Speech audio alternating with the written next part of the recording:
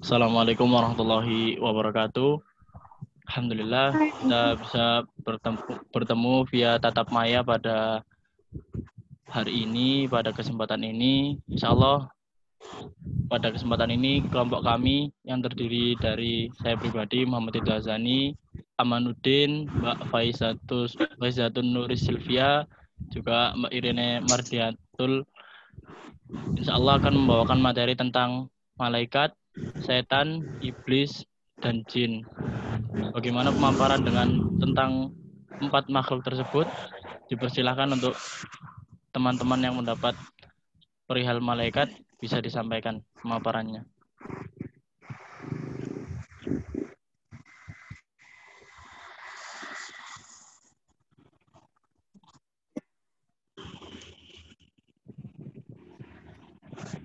Bismillahirrahmanirrahim. Yang pertama adalah yang akan kita bahas adalah malaikat. Di dalam surat Al-Baqarah ayat 30, ingatlah ketika Tuhanmu berfirman kepada para malaikat, sesungguhnya aku hendak menjadikan seorang khalifah di muka bumi. Mereka berkata, mengapa engkau hendak menjadikan khalifah di bumi itu orang yang akan membuat kerusakan padanya dan menumpahkan darah. Padahal kami senantiasa bertasbih dengan memuji engkau dan menyucikan engkau. Tuhan berfirman, sesungguhnya aku mengetahui apa yang tidak ada. Jadi jelas di dalam ayat tersebut dijelaskan bahwasanya malaikat keberatan atas rencana Allah yang akan menciptakan manusia sebagai khalifah di bumi. Malaikat bertanya, mengapa manusia yang akan menumpahkan darah antara satu dan lainnya?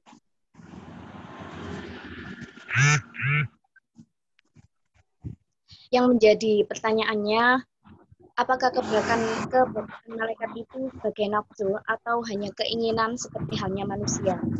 Entah malaikat keinginan apapun kecuali hanya taat kepada Allah, seperti ditegaskan dalam surat Al-Fatihah ayat 6 dan surat Al-Anbiya ayat 19 bahwasanya malaikat tidak mempunyai hawa nafsu.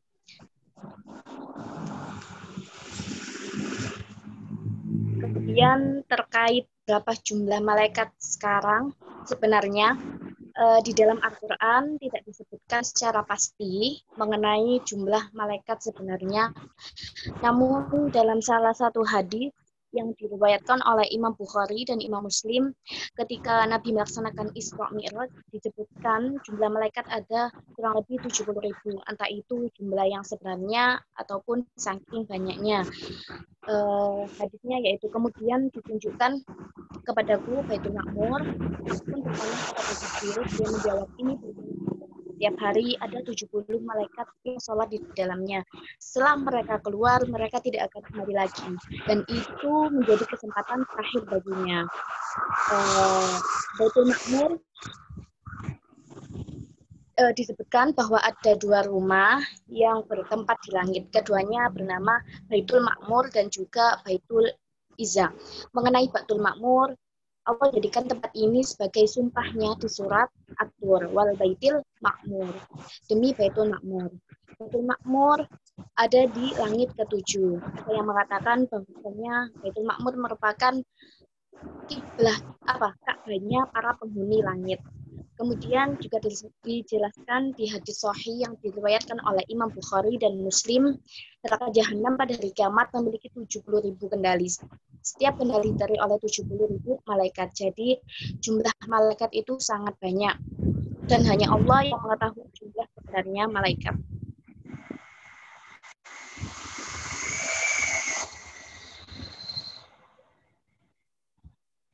Kemudian terkait ciri dan sifat malaikat. Yang pertama, mampu berbentuk sebagai manusia. Dikisahkan Ibnu Nabi Isa, Maryam juga pernah didatangi malaikat dalam bentuk manusia. Bagaimana tertera dalam Quran surat Maryam ayat 17. Yang kedua, tidak berjenis kelamin. Dalam Al-Quran surat As-Saffat ayat 149 sampai 156, Allah menerangkan bahwasanya malaikat Allah tidak memilih atau mengutamakan jenis kelamin apapun pada malaikat. Dengan demikian, jika mereka tidak berjenis kelamin, maka mereka tidak memiliki hasrat seksual dan oleh karenanya tidak memiliki anak cucu.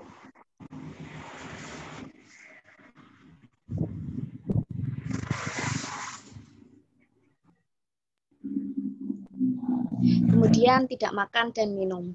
Sifat malaikat tidak makan dan minum ini diabadikan dalam Al-Quran dalam kisah Nabi Ibrahim ketika menyuguhkan mereka makanan dan tidak menjamahnya. Yang keempat, tidak jemu beribadah. Kita tahu bahasanya malaikat adalah makhluk Allah yang berpusat pada pengabdian dan ketaatan terhadap Allah, dan kecenderungan malaikat adalah kecenderungan yang bersifat rohani. Di dalam Quran surat At-Tahrim ayat 6 juga disebutkan, wahai orang-orang yang beriman, peliharalah dirimu dan keluargamu dari api neraka yang bahan bakarnya adalah manusia dan batu. Penjaganya malaikat-malaikat yang besar dan belas, yang tidak berhak kepada Allah terhadap apa yang dia diperintahkan. Yang kelima itu gagah dan anggun. Malaikat Jibril ketika menerangi Nabi Muhammad dengan sosok sebagai manusia yang gagah, anggun, rapi, dan berpakaian putih bersih. Penampilan ini yang juga disebutkan dalam Al-Quran seperti yang mulia lagi berbakti, la yamassuhu illa mutahharun, tidak ada yang menyentuhnya selain hamba-hamba yang disucikan.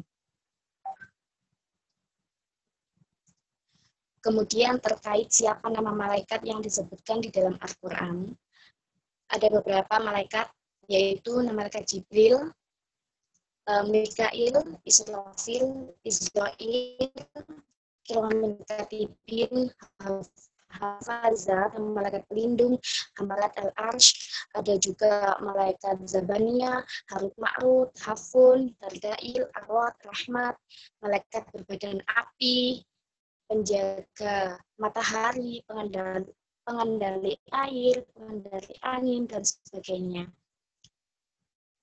Kemudian akan dilanjutkan oleh teman kami.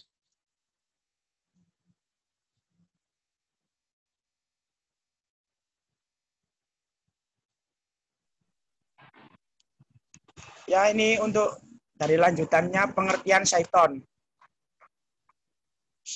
Setan berasal dari kata sayatana yang artinya menjauh, dinamai setan karena jauh dari kebenaran. Setan adalah untuk manusia dan jin yang ingkar kepada Allah Subhanahu wa taala. Hizbus syaitan. Kami jadikan bagi tiap-tiap nabi itu musuh, yaitu syaitan-syaitan atau jenis manusia dan jenis jin. Sebagian mereka membisikkan kepada sebagian yang lain perkataan-perkataan yang indah-indah untuk menipu manusia. Jikalau Tuhanmu menghendaki niscaya mereka tidak mengerjakannya, maka tinggalkanlah mereka dan apa yang mereka adakan. Quran Al-An'am ayat 112. Ini ada upaya-upaya syaitan dapat menguasai dan membuat umat manusia ingkar kepada Allah. Yaitu satu, tadlil. Tadlil itu dibagi menjadi 3, wawasa atau bisikan. Bisikan dari setan untuk manusia supaya ingkar kepada Allah dan melakukan larangan-larangan Allah. 2, nisya atau lupa.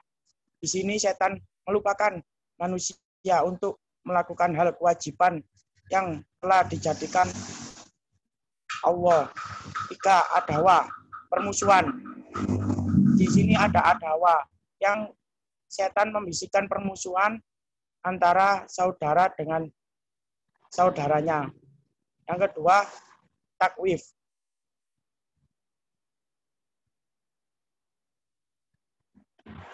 Usaha-usaha melawan syaitan, yaitu membaca isti'azah, mengingat kepada Allah SWT, membaca zikir, membaca ayat kursi.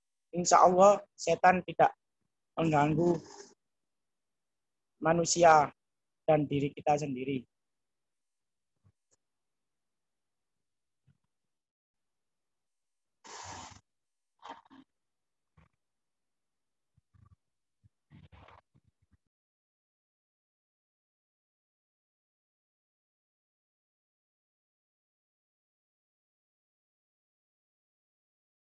Abi Samun, dengan nama nenek moyang mereka, Al-Harith, yang merupakan kepala dari para penjaga surga.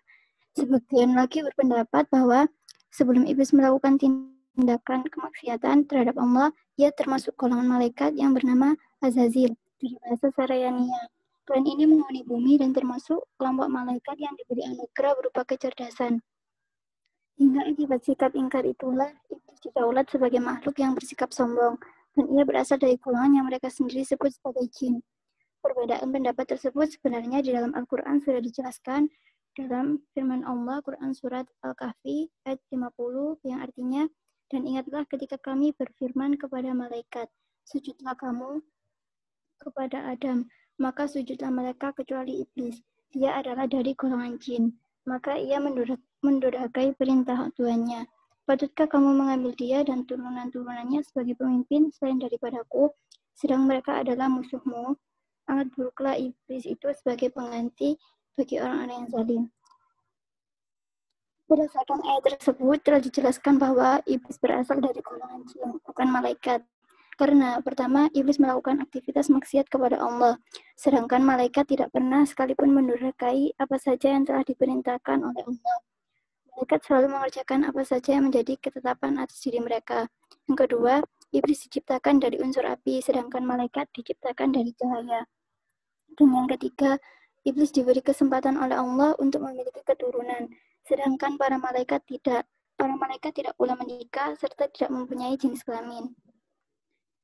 Selanjutnya, kenapa iblis tidak mau sujud kepada Adam dalam Quran Surat Al-A'raf ayat 11? Yang artinya, sesungguhnya kami telah menciptakan kamu Adam, lalu kami bentuk tubuhmu, kemudian kami katakan kepada malaikat, bersujudlah kamu kepada Adam. Maka mereka pun bersujud kecuali iblis. Dia tidak termasuk mereka yang bersujud. Di ayat ini dan ayat selanjutnya, Quran Surat Al-A'raf ayat 12 telah dijelaskan bahwa iblis tidak mau sujud kepada Nabi Adam karena ia menyombongkan diri. Ia merasa lebih baik daripada Adam karena diciptakan dari api, sedangkan Nabi Adam diciptakan dari tanah. Dalam surat lain juga dijelaskan dalam Quran Surat Al-Baqarah ayat 34. Selanjutnya, bagaimana iblis bisa dikeluarkan dari surga? Dalam Quran Surat Al-A'raf ayat 13 dijelaskan, yang artinya, maka turunlah kamu darinya surga, karena kamu tidak sepatutnya menyombongkan diri di dalamnya. Keluarlah, sesungguhnya kamu termasuk makhluk yang hina.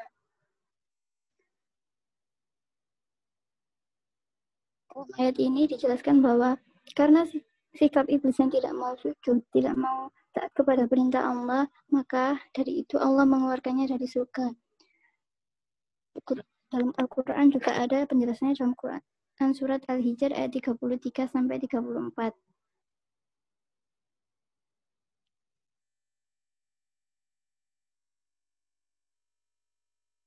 Selanjutnya, bagaimana cara iblis menyesatkan manusia? Di Quran Surat Al-A'raf ayat 17, artinya, kemudian pasti aku akan mendatangi mereka dari depan, dari belakang, dari kanan, dan dari kiri mereka, dan engkau tidak akan mendapati kebanyakan mereka bersyukur. Dari ayat ini, Ibnu Katsir menjelaskan dalam tafsirnya, maksudnya, kemudian saya akan mendatangi mereka dari muka. Iblis akan membuat manusia ragu akan permasalahan akhirat, mimbaini aidihim. Bahkan, manusia dibuatnya buta sehingga sampai pada satu titik manusia tidak lagi percaya akan adanya hari pembalasan.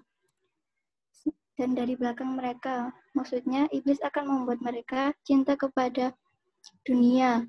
Karena sudah tidak mempercayai adanya akhirat, iblis akan membawa manusia untuk bersuka cita dengan gemerlap dunia, terlupa akan hidup yang sebenarnya. Dari kanan, artinya iblis akan berupaya menjadikan urusan-urusan agama dibuatnya tidak jelas. Boleh jadi manusia ingat dengan akhirat dan tidak larut dengan dunia, tapi iblis akan masuk dengan sandi-sandi yang menyalukan. Ada hayul dan hurafatnya akhirnya disuburkan. Dan dari kiri maksudnya, karena urusan agama dibuatnya samar, iblis merayu manusia untuk tertarik dan senang terhadap aneka kemaksiatan yang telah ditumbuh suburkan melalui media bid'ah, tayul, dan khurafat.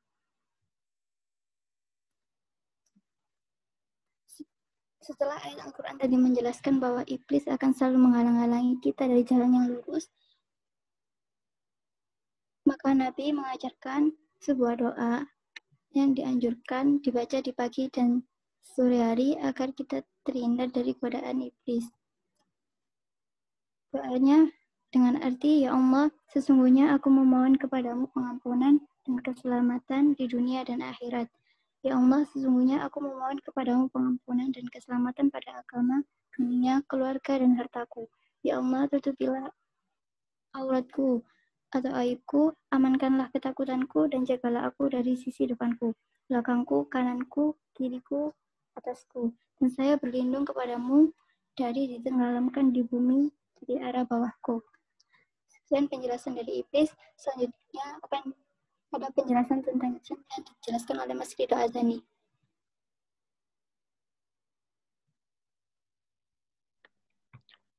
Sunnah. Sebelumnya, apa itu jin? Maka bisa disimak dari pemaparan setelah ini tentang perihal jin itu sendiri. Bisa dilanjut, Ina. Jin sendiri secara harfiah atau secara bahasa bermakna sesuatu yang tersembunyi. Setelah itu, jin secara istilah adalah suatu makhluk Allah yang terbuat dari api dan hidup berdampingan dengan manusia yang tidak kasat mata. Sedangkan jin menurut para ulama, yaitu pandangan dari salah satu ulama kita di Indonesia, Bapak Quraisy Shihab, bahwa jin merupakan makhluk halus. Sifat halusnya jin bisa menyerupai manusia secara fisik, namun manusia sendiri tidak bisa melihat jin secara kasat mata kecuali orang yang tersebut mempunyai kemuliaan dan keistimewaan. Dan yang keempat, jin menurut ulama dari Syekhul Islam yaitu Ibnu Taimiyah. Syekhul Islam berkata, ia dinamakan jin karena ketertutupannya dari pandangan manusia.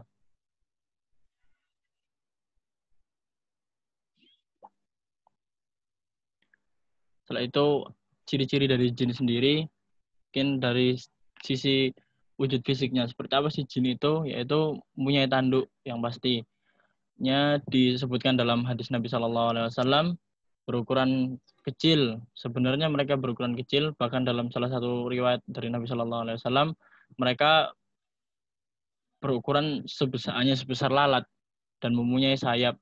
Tapi jika kita takut kepada jin itu, maka jin itu akan tambah membesar dan bisa menjelma menjadi apapun, baik menjadi benda, baik menjadi hewan, baik menjadi orang yang kita kenali, bahkan dalam beberapa riwayat bisa menjadi orang-orang yang dekat di kalangan sahabat Nabi SAW. Tapi jin tidak bisa menyerupai Rasulullah SAW karena Allah telah melindungi Nabi SAW daripada godaan jin tersebut.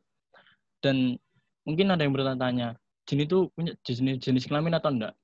Jenis kelaminnya ada. Disebutkan bahwa bangsa jin memiliki jenis kelamin seperti halnya manusia, yaitu pria dan wanita. Berbeda dengan halnya malaikat tadi yang tidak punya jenis kelamin, tapi jin ada yang pria atau laki-laki dan wanita atau perempuan. Dan mereka sanggup beranak pinak dan berkembang biak hingga saat yaumil kiamah nanti. Setelah itu makan dan minum. Apakah makanan dan minuman daripada bangsa jin? Apakah mereka sama makanannya dengan kita? Yaitu dikisahkan bahwa jin makanannya berasal dari kotoran manusia.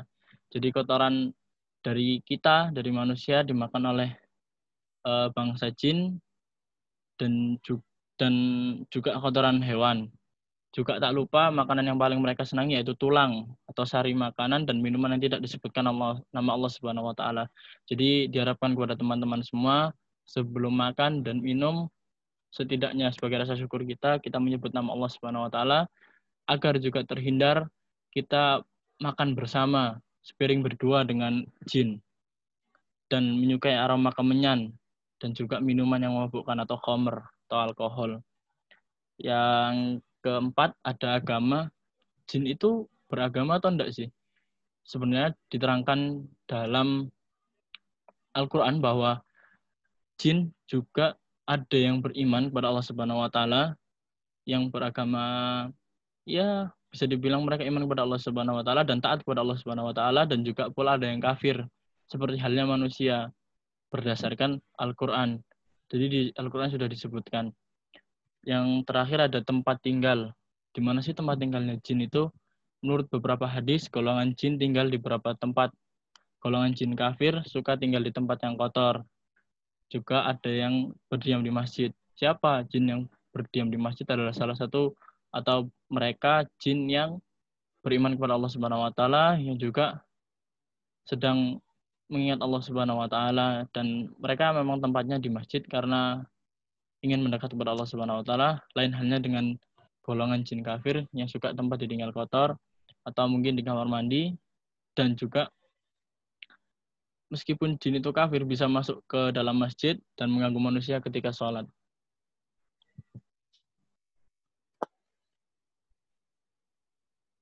Berikut referensi daripada penjelasan tadi, yaitu di surat Al-A'raf, surat ke-7, ayat 27, sungguhnya ia dan pengikut-pengikutnya melihat kamu dan suatu tempat yang kamu tidak bisa melihat mereka. Sungguhnya kami telah menjadikan syaitan itu pemimpin bagi orang-orang yang tidak beriman. Maka sudah dijelaskan di penjelasan tadi tentang wujud fisik bahwa jin itu tidak bisa dilihat dari panca indera kita secara normal biasa saja. Namun disampaikan oleh Pak Khuraish Shihab, mungkin ada beberapa orang yang dikaruniai kemuliaan atau keistimewaan dari Allah Subhanahu wa taala. Dan dilanjutkan dengan surat Al-Kahfi, surat ke-18 ayat surat Al-An'am ayat 112, dan demikianlah kami jadikan bagi tiap-tiap nabi itu musuh, yaitu setan-setan dari jenis manusia dan jin. Sebagian mereka membisikkan kepada sebagian yang lain perkataan yang indah untuk menipu para manusia. Jadi jin juga bisa menjadi setan, seperti yang disampaikan oleh teman-teman kami tadi, yaitu jin yang kafir dan menghasut para manusia untuk membangkang atau kufur kepada Allah Subhanahu wa taala.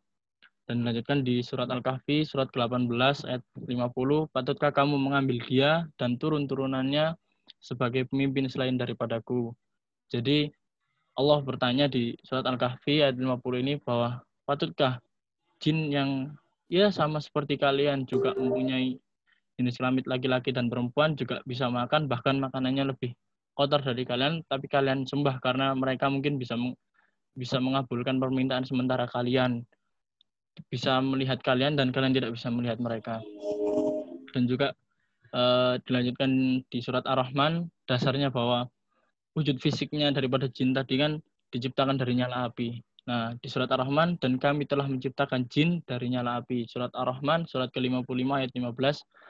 Dan dilanjut di surat Al-Jin, dan sesungguhnya di antara kami ada jin-jin yang taat dan jin-jin yang menyimpang. Nah, disebutkan di agama para jin tadi kan ada jin-jin yang kafir dan juga ada jin-jin yang taat kepada Allah Subhanahu wa taala. Sudah disebutkan dalam Al-Qur'an surat Al-Jin surat ke-72 ayat 14. Dan dilanjutkan di surat ayat berikutnya, dan bahwasannya ada beberapa orang laki yang di antara manusia meminta perlindungan kepada laki-laki di antara jin, bahwa maka jin-jin itu menambah bagi mereka dosa dan kesalahan. Maka sudah disampaikan bahwa jangan sampai kita tergelincir kepada kelakuan syirik yang seperti itu untuk meminta pertolongan kepada jin-jin yang sebenarnya sama seperti kita, punya laki-laki, bisa berkembang biak dan lain-lain. Padahal Tuhan sendiri harusnya itu tidak bisa mempunyai keturunan, tapi hanya Allahu Ahad atau yang bersifat satu. Sungguhnya ia dan pengikut-pengikutnya melihat kamu dan suatu tempat yang kamu tidak bisa melihat mereka. Jadi seperti yang dijelaskan tadi bahwa jin itu bisa melihat kita, namun untuk kita sendiri tidak bisa melihat wujud asli jin itu.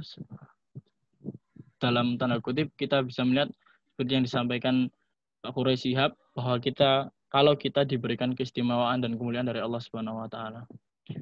Terima kasih atas perhatian dari teman-teman semuanya, semoga bisa bermanfaat dan juga kedepannya bisa kita sambung silaturahim dan sukses selalu. Stay safe dimanapun kalian berada. Dari perwakilan kelompok kami mengucapkan sekali lagi terima kasih dan mohon maaf. Assalamualaikum warahmatullahi wabarakatuh.